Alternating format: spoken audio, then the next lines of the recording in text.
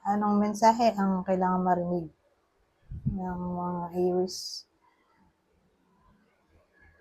ngayong December mid-month 2024?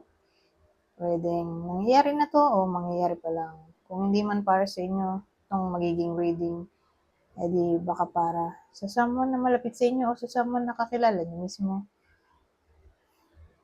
Baka may lumabas na gender mamaya. Gawin nyo na lang energy, masculine at feminine energy. Pwede rin naman na huwag nyo napansinin ang gender. Hindi ko masasabi kung anong magiging reading, kung positive ba o negative. Depende sa kung anong mapipick up kong energy. Walang masama kung papanoorin ang sun, moon at rising sign. Kasi baka alin man sa mga yun ay mag-resonate na sa sitwasyon nyo.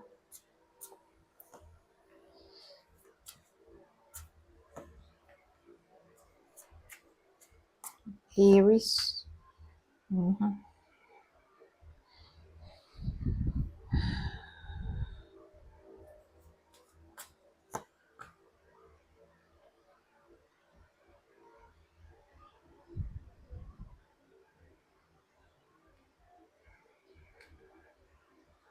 So, obviously, may hermit tayo, no? Saka, the lovers.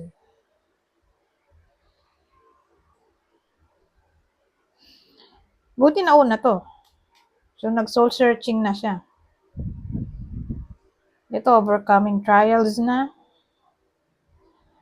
Kaya nag-reunite ang mag-lovers. So, relationship reading to. Dito may Two of Pentacles. So, yung wisdom dito ay balance sa pagitan ng career at personal life. At ito ay all about starting a new life.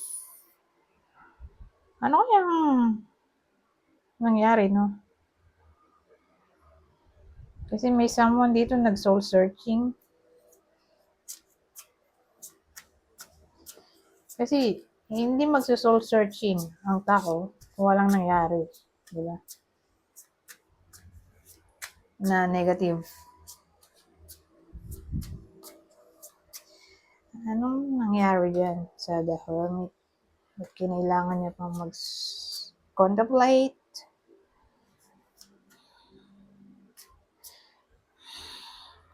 Eight of Wands.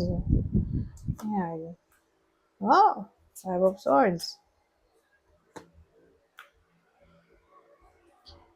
So,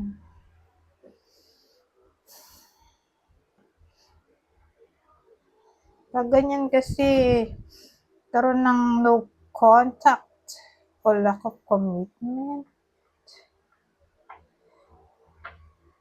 o deception na rin. So, case to case basis, kunin nyo lang yung info na sa tingin nyo ay fit sa sitwasyon nyo. Pero kung deception to, mild. Hindi naman siya Seven of Swords na garapal. Ano lang siya,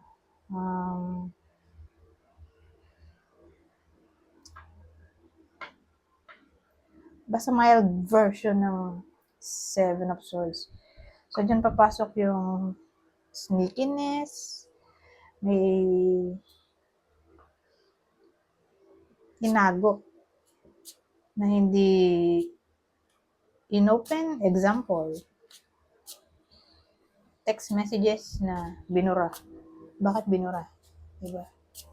At kailangan magbura. Mga ganang eksena.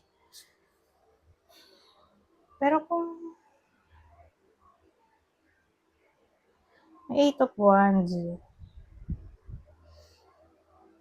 lalo na siguro kung long distance relationship,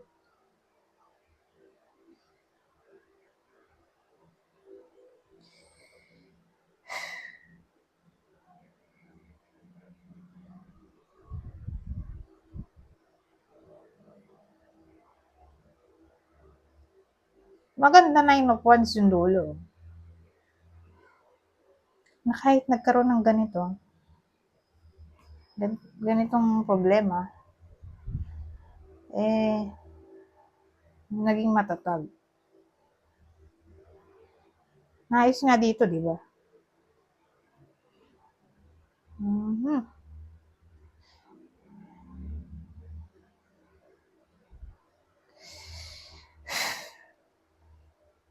O pwede rin naman nag-away dito. So, maraming pwedeng reason ng pag-contemplate ng tao dito, ng isa dito sa mag-lovers, yan. Hindi ko nga lang masabi kung sino yung nag-contemplate dahil wala pa tayong clue at hindi tayo nagkaroon ng clue at hindi na rin ako kukuha ng ibang cards. Tama na yan. So, case-to-case basis kung sino yung naka-feel na may someone na nagiging sneaky.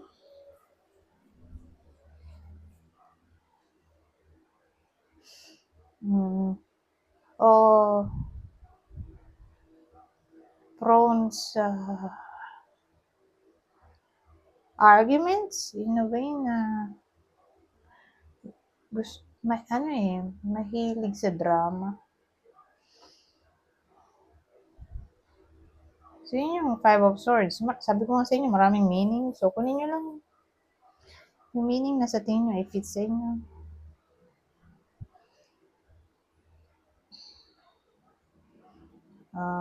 Kung dishonesty, pwede rin. Flirtationship, pwede rin. Pero hindi pa to, literal na sila na. Landian lang to.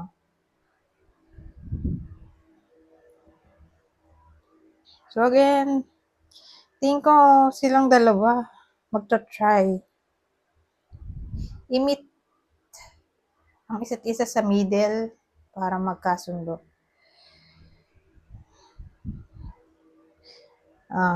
Ibabalance nila yung pros and cons, strengths and weaknesses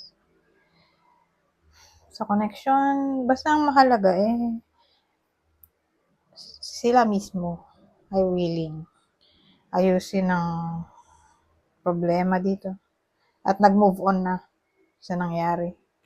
Whether nangyayari na to, itong Five of Swords natin. Whether nangyayari na to o mangyayari pa lang. Pero happy ending naman don't worry. So ito yung possible partner ng Aries. Sa kwento na to. Pwede rin naman tumama to sa kakilala nyo. So yung clue natin, pwedeng partner ng Aries o kaibigan ng Aries. Pisces, Aries. Kapwa nyo Aries. Sagittarius.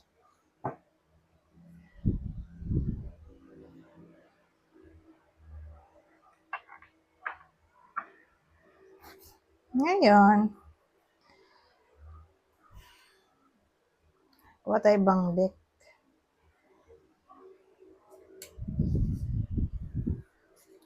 Ang masasabi nito.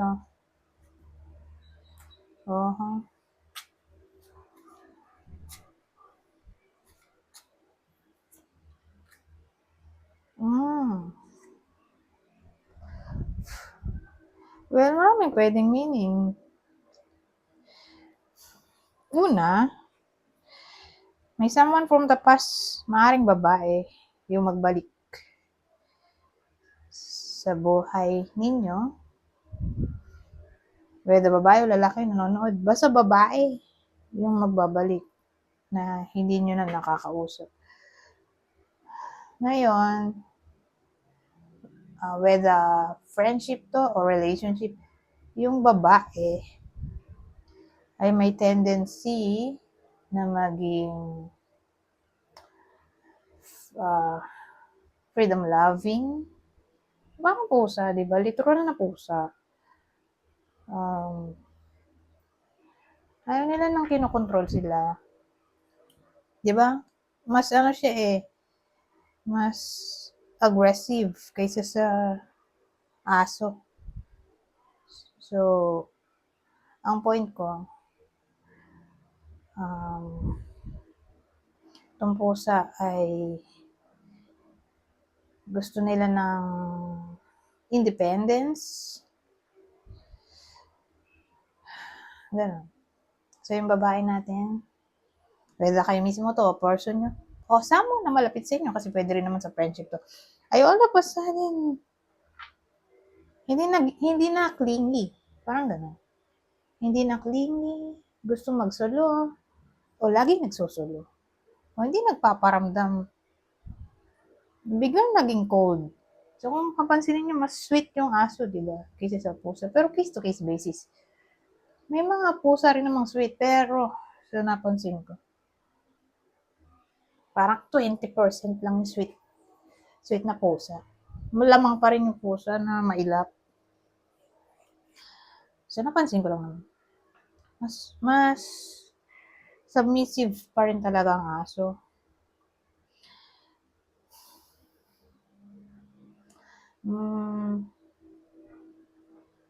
So medyo masungit yung babae.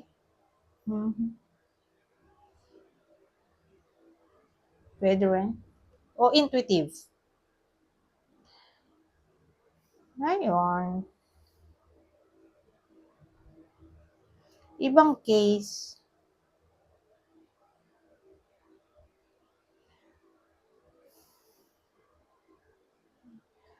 ewan ko, for some reason, kailangan maging cautious dito, whether babae o lalaki nanonood. Parang may nababadyang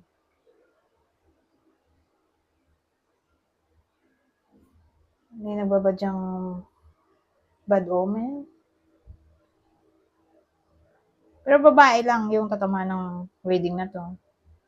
Sabagay, sabi ko nga babae o lalaki yung nanonood.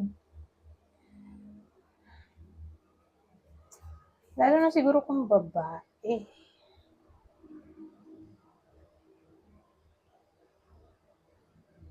Siya yung mag-ingat. Okay? Pero kung lalaki, mag-ingat lang siya sa babae. Kung lalaki yung nanonood. Kung babae yung nanonood, walang specific na gender. Kung kanino siya mag-iingat, doon tayo may problema. Pero ano kaya yun, no? Salamin natin kayang possible problem. Bakit parang nibigyan tayo ng warning sign? Ayun, may pain daw. Baka maka-encounter ng pain, heartaches, ano to, separation, Diyos ko po. Maganda kung kuha pa tayo ng isa pang card. Oo nga, mukhang separation to, oh. Pero ang tatamaan nito ay lalaki. Lalaking kasal o may anak. So ito, teka. Ito last. Oh, ayan. 8 of Swords.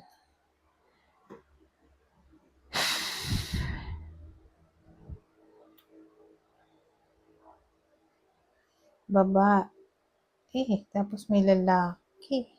Ayan ito. So, kung babae, di ba, sabi ko kanino siya mag-iingat? Sa lalaki. Di ganun din yun. Kung lalaki yung nanonood, mag-ingat siya sa babae. Kung babae yung nanonood, mag-ingat siya sa lalaki. Pero dito, specifically, yung detalye. So dun lang to tatama sa babaeng kasal. Kasi kasal sila dito eh. So yung tatama ng reading na babae ay kasal. Kasal o yung partner niya kasal. Basta may someone na kasal o may anak. Whether may anak sila together o isa lang sa kanila ay may anak. Pero probably yung lalaki yung may anak sa iba o dun sa partner niya. Sa inyo kung applicable. So again, i-describe ko dito. Ito yung partner ng babae na Aries. So yung lalaki ay, kunin nyo lang yung description na sa tingin nyo i-fit sa inyo.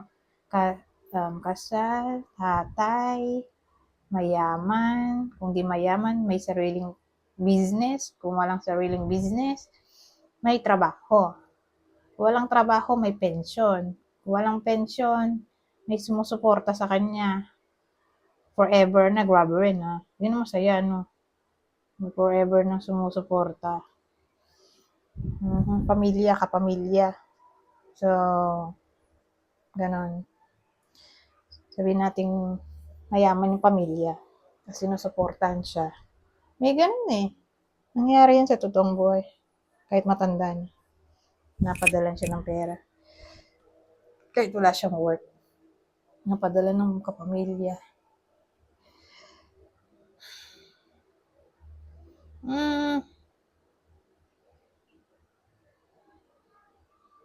So again, yung babae natin makakaramdam ng pain dito, siguro magsi-separate sila. Kaya ito, feeling lost. Probably yung babae dito. Ito yung nag-cause ng pain. Ito yung babae feeling lost.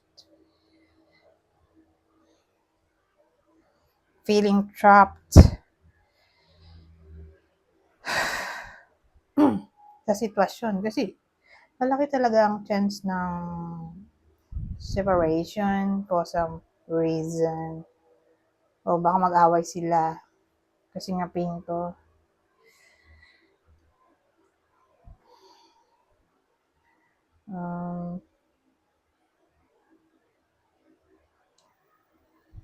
Pa ba madadagdag dito? O pwede rin tong pain, di ba? Nag-overthink siya dito.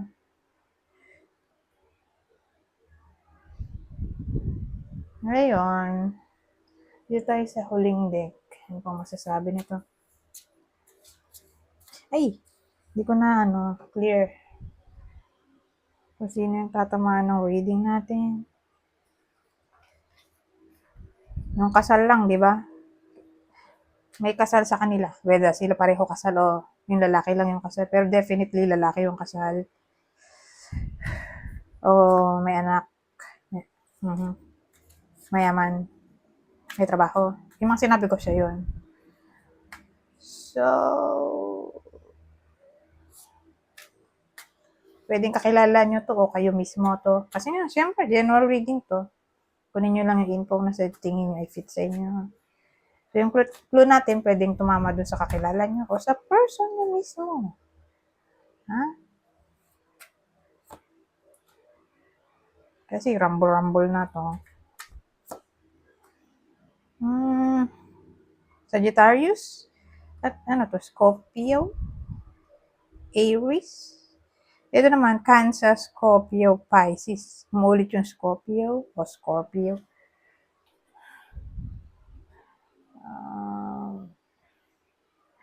Dito na tayo sa huling deck. Ano pang masasabi nito?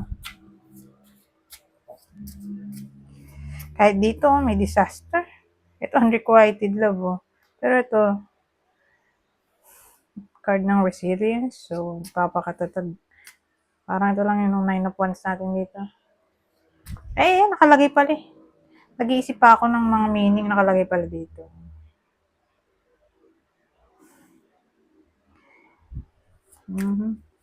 Persistence, perseverance, ongoing battle. So, dito na tayo. Respect.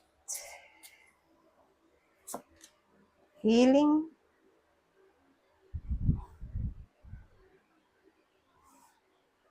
Reconciliation to. Kasi healing. Babalik ulit ang respect. So, sino yung magkakabati? Kung tayong idea dito, kaya lang mahaba na yung oras. Sino yung magkakabati? Ano to? Kakausap. 6 of Wands.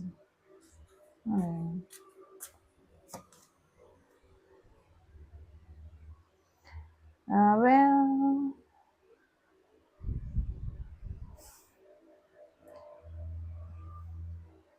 katrabaho to.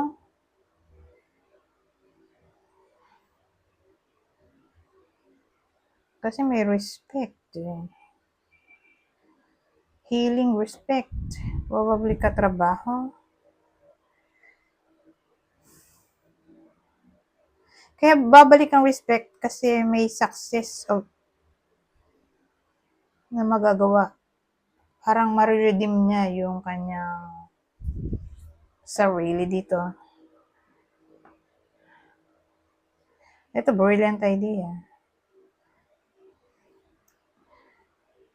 Ito na, burden. So, ang dating sa akin,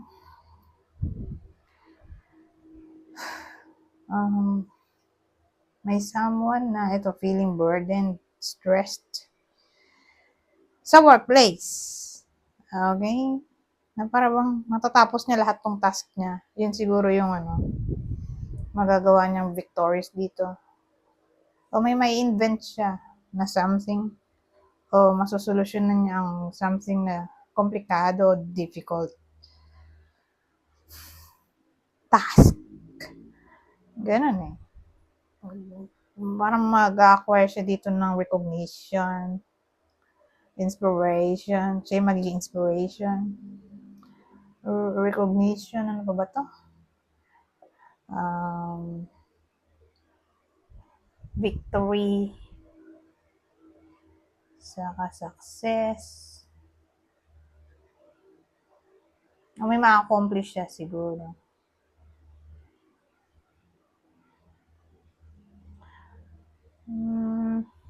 Anyways, sa workplace to, mga binubuli sa work na para bang mariredeem nila yung dignity nila. Kasi may magagawa silang something na kahanga-hanga. Kaya, ayun. Ma-recognize sila sa trabaho nila. Sa kanilang talent, skill, ganyan. Hindi na sila bubulihin. Hindi ko binubuli to eh. Kaya nga may 10 points dito, pinapahirapan. So again, applicable lang to, itong healing, respect dun sa workplace. Anyways, hanggang dito na lang. Goodbye for now.